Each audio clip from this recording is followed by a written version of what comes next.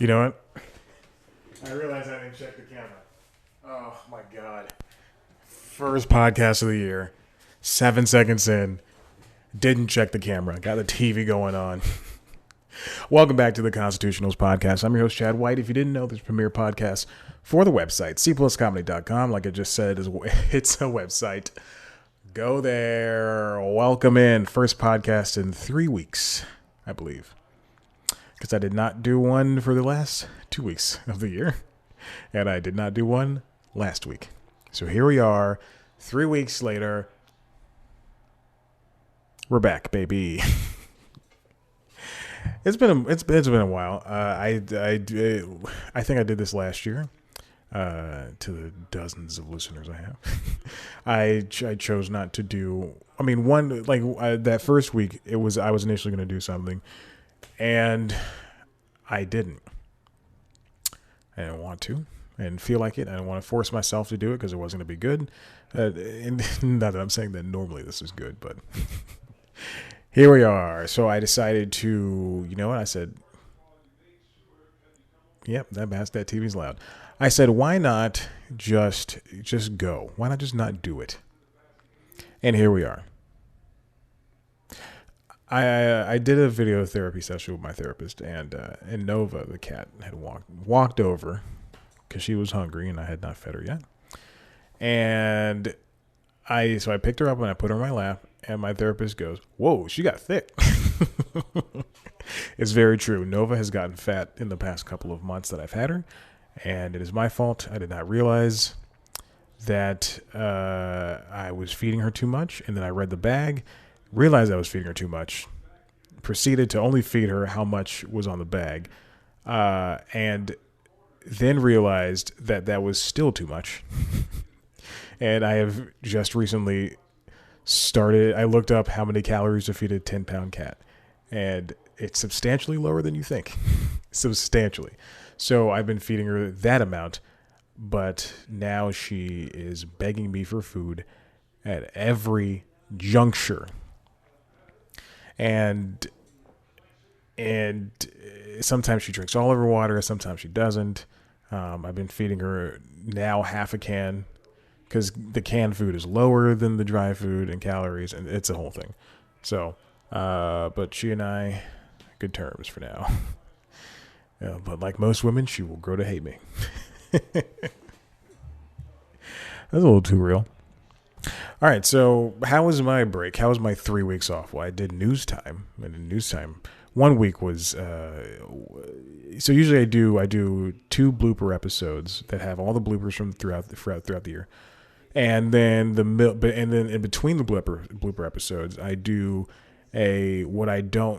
what was a recommendation show, but now is an exploration of how good comedy was, or how bad, or how it changed it in that past year. And so I call that the year in comedy. Because recommendations are so stupid, and I could crap out a 5-minute episode like, oh, you should watch this, you should watch this is why you should watch this. But I would rather, have the recommendations, but also talk about how comedy expanded. And so I did a non-scripted episode, and I just go watch it. YouTube.com/cpluscomedy. It's fine. Let's hop into this. Sometimes you leave your body when you're talking, and you go, "Is this good?" And then you realize it's not good. I bought the Back to the Future on Blu-ray. I already had it on DVD. I had all the movies on DVD, but Black to the Future, Black to the Future. Yo, Doc, what you doing? Marty, hey, yo, Marty, we gotta, man, dude, we come with me to the future, bro.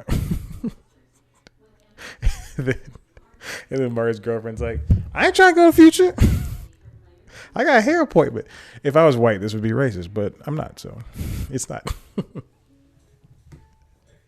I tried to watch. I'm looking at the Back to the Future. This microphone keeps falling on me. I was looking at the Back to the Future Blu-ray collection, and oh my God, they're rolling by with the trash can. I can feel it. I can feel it rumbling.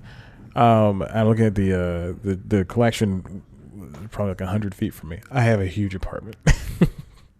100 feet. No, it's at the wall over there with the other DVDs and Blu-rays, and I just realized that I watched Back to the Future 1 one night, and the next night I watched Back to the Future 2, and then I did not watch Back to the Future 3 for some reason. You know, I was also thinking, and we'll get to the story in a second. The first story in a second. Cobra Kai came back on Netflix. It was once a YouTube Premium show. It's not a new show. It was once a YouTube Premium show. It was on for 2 years, and it took a year off because YouTube didn't want to do scripted shows anymore. Anyway, because everybody thinks it's a new show. No, it's old. Anyway, and so I was watching Cobra Kai, the third season. And then that made me think about the Karate Kid movies and how the first three were part 1, part 2, and part 3. And then the next one, the final one, was the next Karate Kid, I believe. And then the remake was the Black Karate Kid. But it wasn't. As if it was. Someone's going to be like, oh my God, was it? I didn't see it. I don't like Jaden Smith. No, I like that one a lot. But I just don't want to watch it ever again. Anyway, but movies in the 80s had these part 1s and part 2 effects about them, because the same goes for, and I don't know when Young Guns came out. I want to say 84, 85. Let's see when the movie Young Guns, because I really like Young Guns. 1990. So the first part came out in 1988, and then Young Guns Part 2 was 1990. Young Guns, if you don't know, is a movie starring the Estevez brothers. One of them is now known as Charlie Sheen. But it's about Billy the Kid and his gang and how they came to be. And if there was one thing I ever want to remake in this world, it is Young Guns, because I do think Young Guns Parts 1 and 2, good westerns for what they are, for having contemporary music, but also pretty funny. And yeah, don't look up the tomato meters, don't look up the Metacritics. Just watch the movies. They're periodically on Showtime, so check that out. Anyway, I would love to remake Young Guns Parts 1 and 2. But anyway, a lot of movies had like part 1, part 2. I just think that's interesting. We should start doing that again. And I'm not talking about like Harry Potter and Deathly Hallows was part 1, part 2. We had Mockingjay, Hunger Games Mockingjay parts 1, part 2, and Twilight Zero Dawn. Horizon Zero Dawn meets Twilight. But I do think that it would be interesting. And now that I think about it, I do think Infinity War and Endgame, those are two solid ones. I don't know if you could watch them back to back, because I've never done that. I'd never planned to. But I wonder if that is if those are good two-parters like that. Man of Steel, Batman versus Superman. Speaking of superhero movies, I can't think of any part 1, part 2s that of modern day movie history. And you know what? I don't care to look them up. I don't care.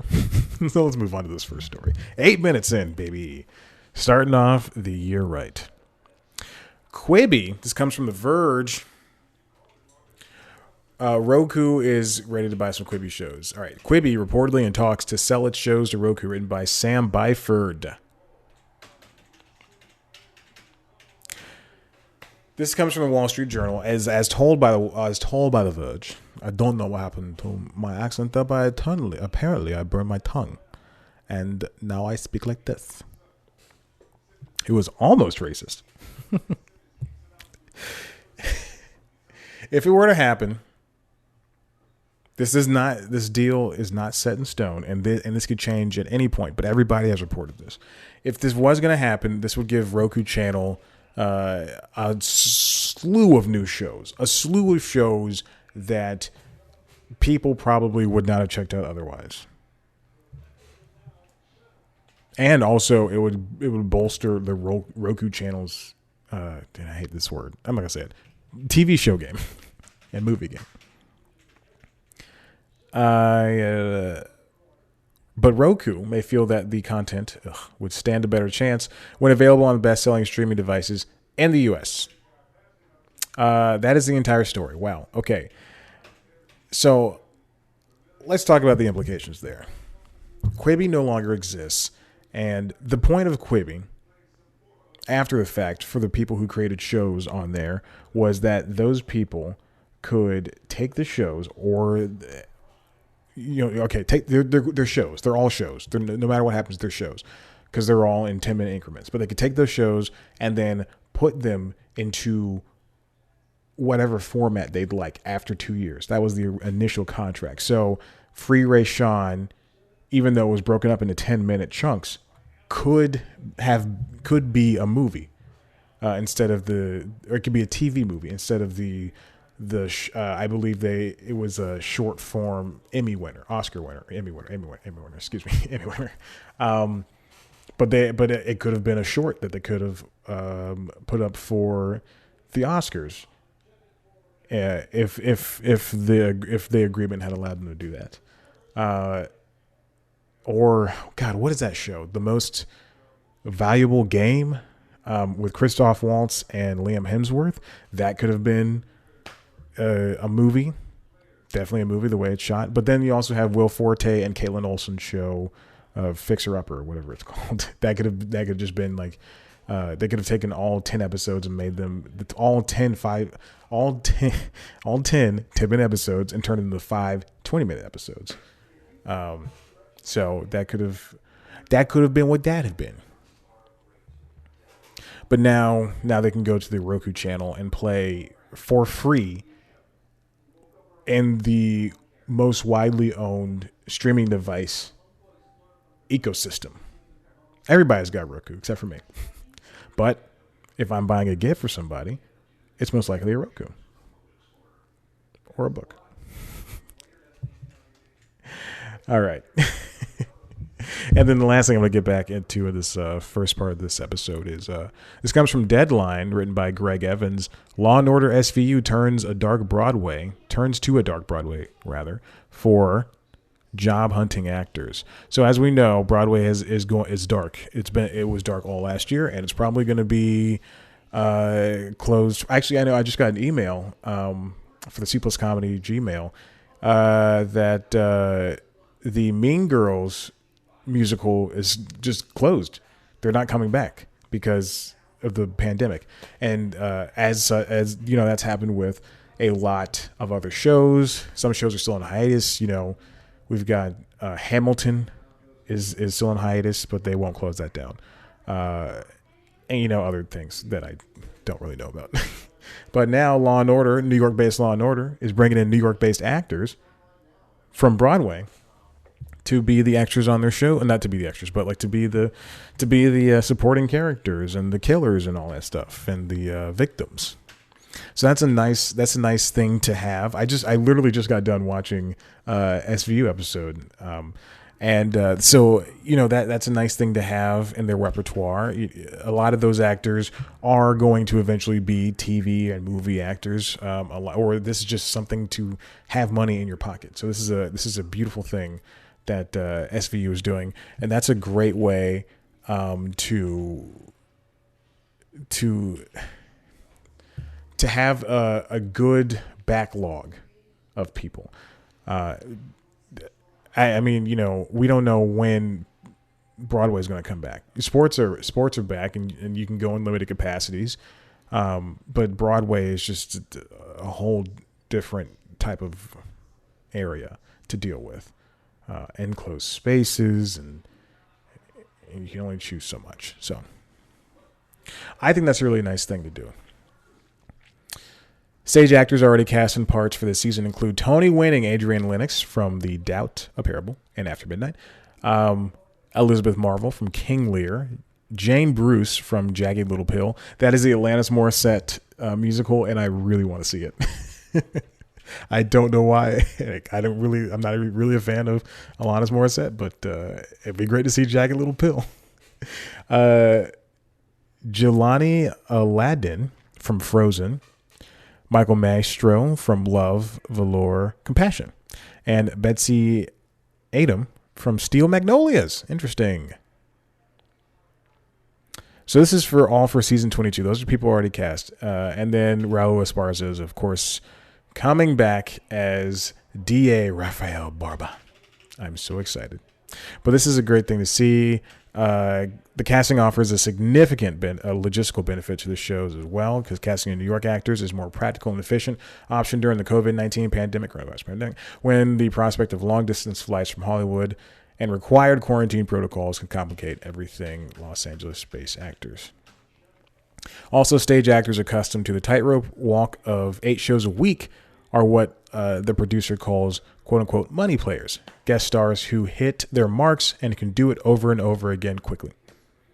With pandemic safety precautions enforced on set, minimal personal contact, testing, noisy stop and start ventilation, among other things, the production, the producer says, doesn't have time for actors who need to find it.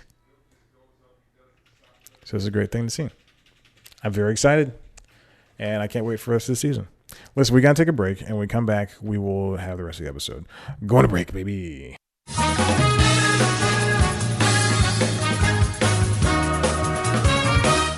And welcome back to the show. We're in it. We are in it right now in the middle of the episode. I did not know what to say. My mind blanked. And, you know, that shows you I'd be a good host. Hire me to host your shows. If you got a show out there, hire me. I know at least one of my dozen listeners is a producer. You could hire me for your show. I'll host it. Actually, you know what?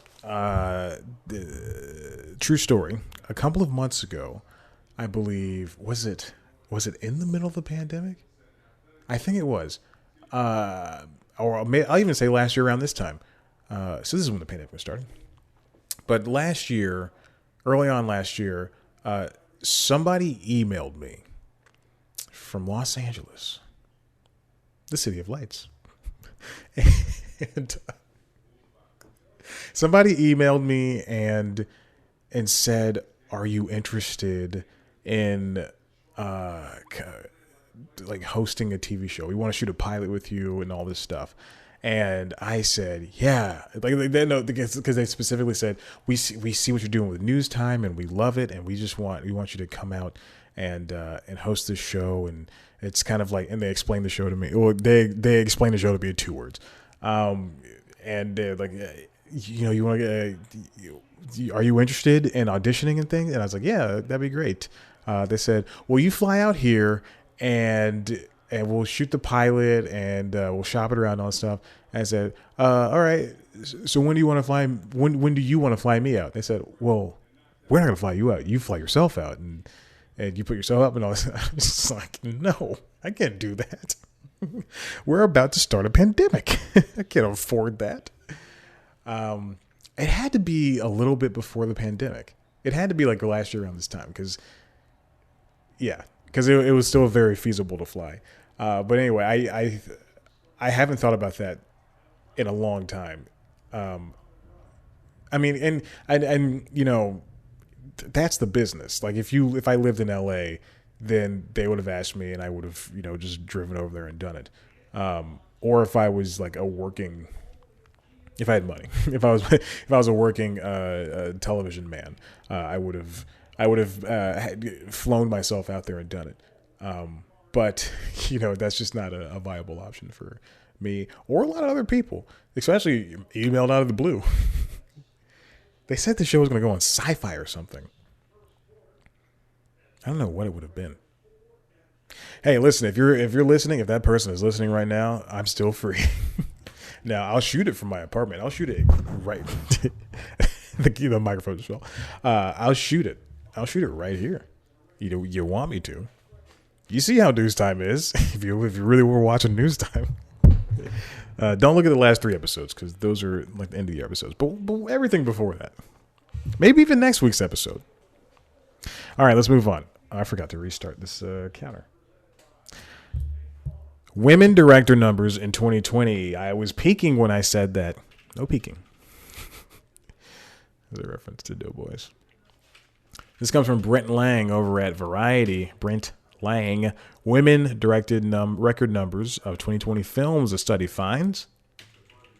Now, I talk about this, the women in the industry numbers and people of color numbers periodically. And even though these numbers are still entirely too low, it is good to see them rising and going up. And I would, it's the highest in the last couple of years. So women represented 16% of directors working on the 100 highest grossing films in 2020. That's up from 12% in 2019 and 4% in 2018. Now, keep in mind that I had got an email today that said the guy who created the Loki series, white guy, is writing a Star Wars movie. Disney, come on. You can't have it both ways. I would like a job. So, hire me. Well, you did cancel DuckTales, so there's an issue there. Of course, this year was like Year No Other, blah, blah, blah. But people like, speaking of Disney, Chloe Zhao directed The Eternals. Kate Shortland directed Black Widow. The movies were pushed to this year's, so we'll count them as this year. Kathy Ann did Birds of Prey. Patty Jenkins did Wonder Woman 1984, another movie that was pushed. But it was from the summer into the winter. The study was done by Dr. Martha Lauzen.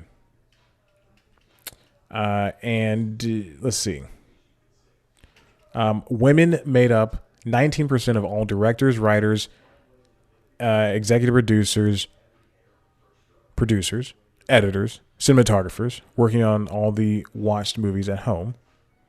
Oh, I also did a watched at home top 20 chart from March through December 2020. The 19% of the women in the below the line, or excuse me, above the line roles that were directors, writers, executive producers, editors, and cinematographers. I think editors and cinematographers are below the line. It's slightly lower than the 21% achieved in the top grossing films. Just under 10% of directors working on the watched at home films were women, down from 16% of the filmmakers of top box office hits. It's good that we have this barometer of even though the movies were released at home, that we still can count, what did well and what didn't. And I would love to see, and they have to track the top grossing movies, but I would love to see the smaller movies, like I Used to Go to Here, starring Jillian Jacobs. I don't know who directed that. I just named a random movie. Or Save Yourselves with two young comedy actors who I believe are very, one's on Miracle Workers and the other is on this is so embarrassing. Why I don't know these people's names. On Search Party. But they're both great, funny actors. But I would love to see, because that's where sadly, the women and the people of color thrive when it comes to the film industry in these smaller roles. It grows murkier when you go down the credits. On the top 100 highest grossing movies, women held 20% of producer jobs and 21% of executive producer positions, an increase of 2 percentage points in both categories. Women comprised 18% of editors, 12% writers, and 3% of cinematographers. The number of female cinematographers increased by a percentage point, but the number of writers and editors fell by 8 percentage points and 5 points respectively. So we're still, I don't know.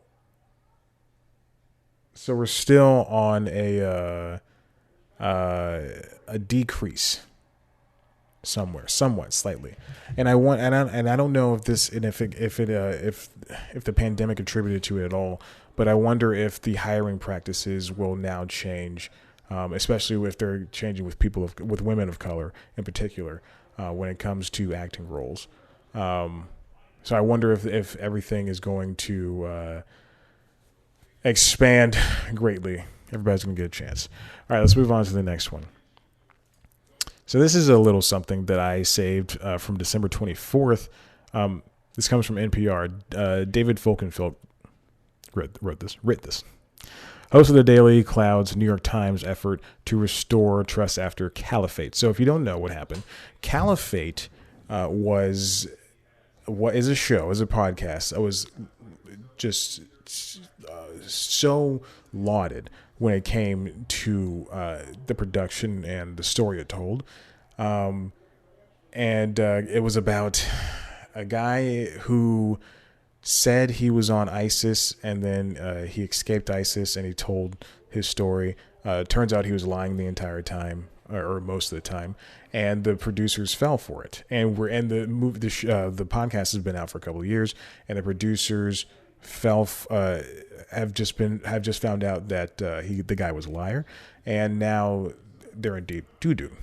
But the problem is when people found that out, and when the New York Times reported that they lied about it, they didn't have like an outside a reporter who wasn't connected to the story report on it.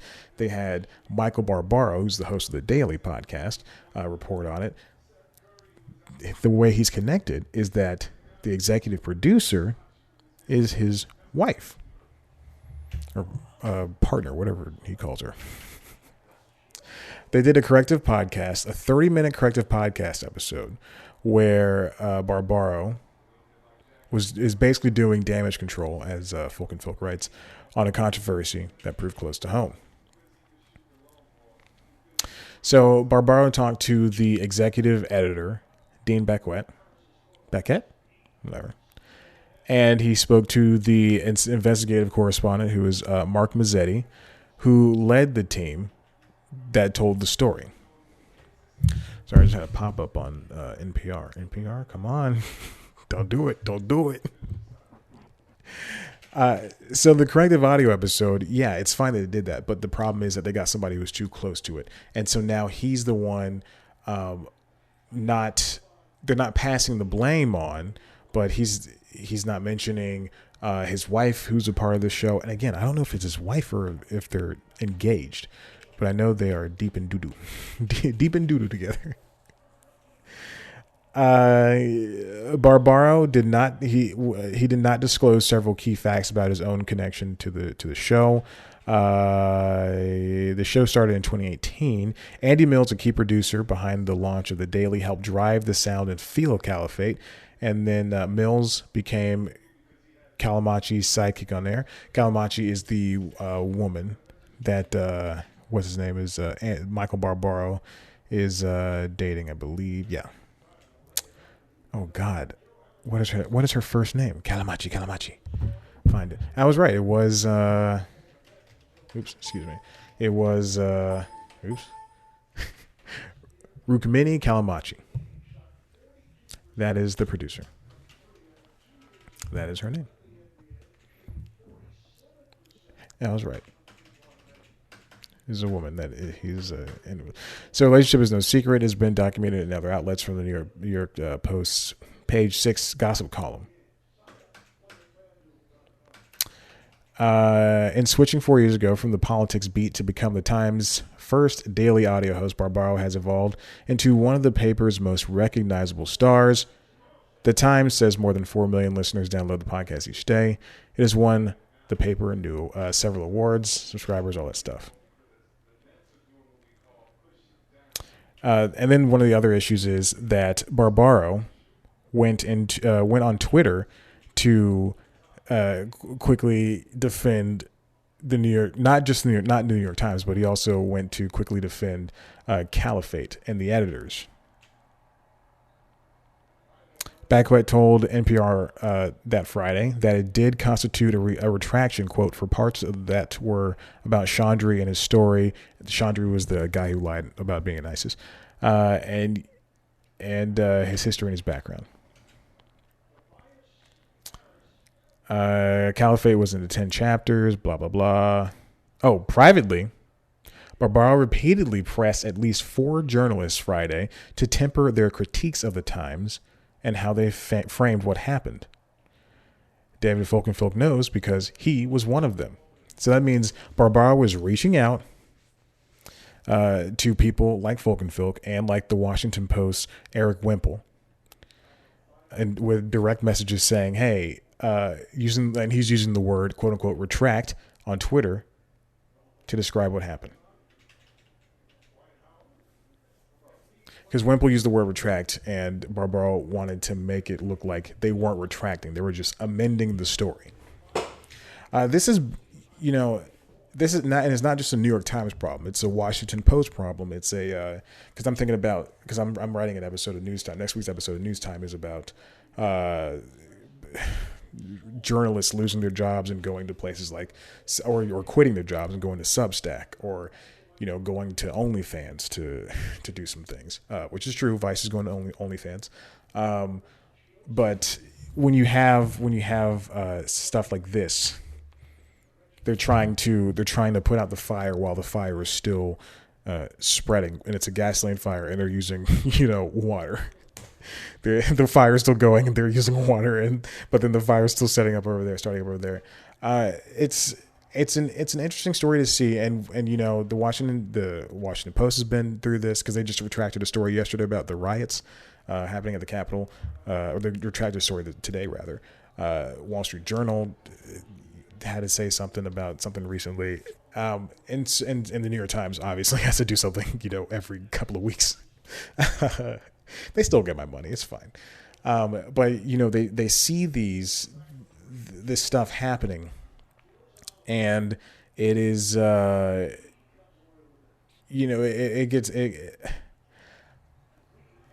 just makes me think back to like Walter Cronkite and the easier days of news when, a couple of things happen instead of 49 trillion things happening.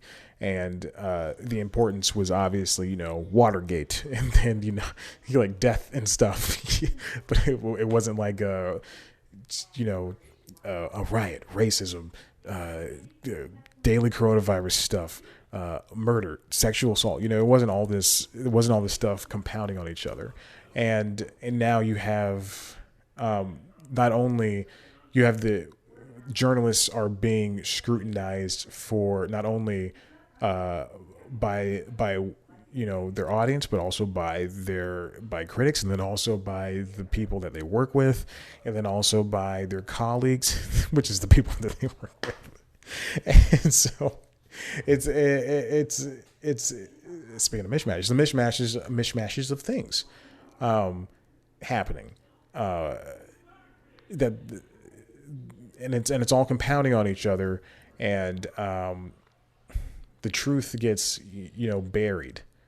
Because you're trying to tell a story, you're trying to get the story out as fast as possible. I'm not saying that's a good thing that they're doing that. It's definitely not. But we get all this news at the tip of our fingers so quickly, and then we pick it apart as soon as we get it. Is Nintendo putting out a Switch Pro? Oh, they say no, but patents have been filed, and Bloomberg reported this, and Famitsu reported that, and this data miner found this, and then eventually, in 3 months, Nintendo's going to say, yeah, we're making a Switch Pro, or they're going to say, no, we really were making a Switch Pro. I'll expand on this a little bit more in depth and more succinctly when I do next week's News Time. So be on the lookout for that. But this damage control thing is really telling, and listening to the Daily this week, which has put out its first new episodes of the year, you got to think, like, man, like in the back of my head, I'm thinking, man, dude, all you had to do was say, "Hey, we screwed up." And I'm thinking of Barbaro the way when he's talking. I'm like, man, all you had to do was just say, "Hey, man, we screwed up. Hey, guys, listen, we screwed up. And Caliphate, good show, but we were tricked. We were tricked." And maybe we should all have that kind of humility. like truly, we all spent most of us spent the year stuck inside. So maybe we should just learn to have some humility, and that anything can take us down, physically or emotionally. All right, let's move on. That's it. We're done. If you like what you heard here, head to the website, cpluscomedy.com, where you can see the interviews of the favorite comedians. No interviews so far. It's only January 7th. So it makes sense. If you want to see a video version of the show, head to youtube.com/cpluscomedy. I'm almost positive that the camera shut off. It's not recording anymore. You can also see our premiere show, News Time, which is a news magazine style show. Take one topic, talk about it. This week's episode is bloopers, the last part of the bloopers from last year. And next week's episode will be the first episode of the year. So we'll see how that goes. Last year I did 7 hours of news time, 7 hours, 11 minutes. It's crazy. The year before that it was like 6.5 hours. And the year before that it was like 4 hours. So it's getting bigger. It's getting worse. I wouldn't say better. Follow us on Twitter, Instagram at @cpluscomedy. Follow me on Twitter, Instagram at @chatblackandwhite. Like us on Facebook. Rate, review, subscribe to this show on Apple Podcasts or wherever you get your podcasts. Thank you for listening. You're the best. Goodbye.